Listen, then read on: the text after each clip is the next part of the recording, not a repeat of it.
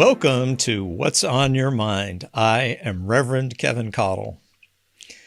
What's on my mind is reaction versus response. Consider that your mind includes not only your thoughts, but thoughts that are conscious and not so conscious. That mind includes feelings and mind includes intuitions. The mind in What's on My Mind is a multidimensional version of mind. And learning more about all facets of your life, your relationships, your career, your finances, you ultimately learn more about that force for good within you, and you live more of your true essence, which is living spirit. Distinguishing between reacting and responding helps heal and grow consciousness. By reacting less and responding more, you direct your mind more positively and productively. You live more in accord with that force for good within you, and your life naturally gets better.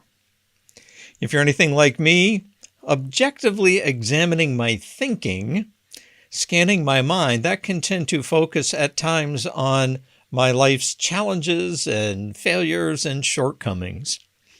Of course, focusing on anything, be it negative or positive, tends to amplify it and maybe blow it out of proportion. It does prove the premise that one's thoughts do create one's perceived reality, albeit not in the most positive and productive way. Becoming more aware of what's on your mind, becoming more aware of when you react versus when you respond, becoming more aware of that empowers you to direct your thinking away from the negative and towards the positive.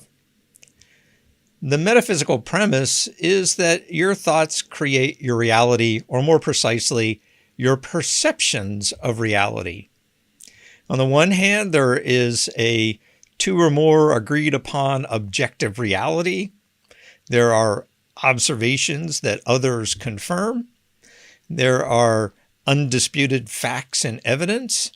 There are circumstances and conditions.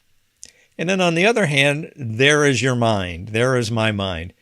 Your perceptions, your version, your rendition, your take, your spin on objective reality.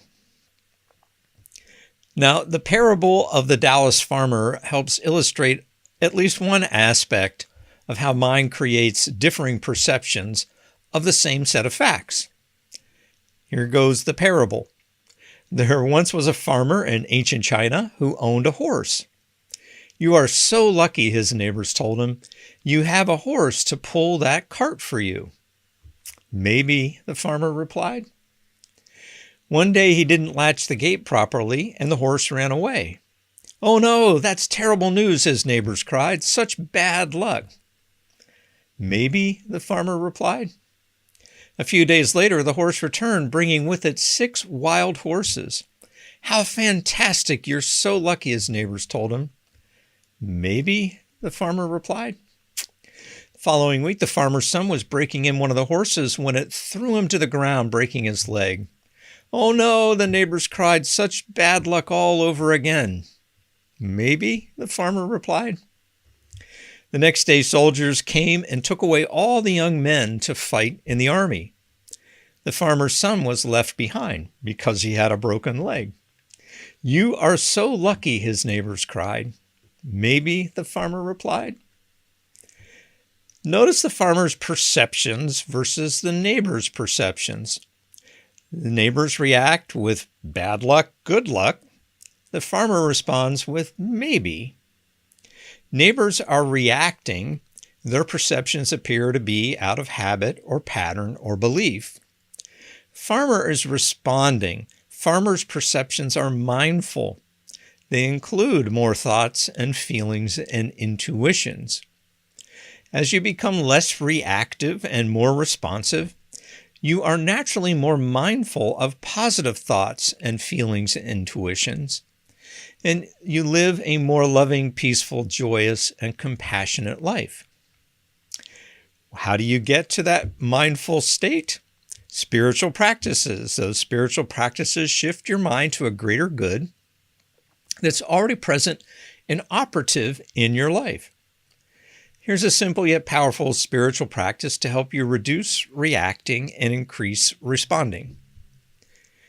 It all begins with setting a powerful, positive intention, and that intention is to become less reactive and more responsive.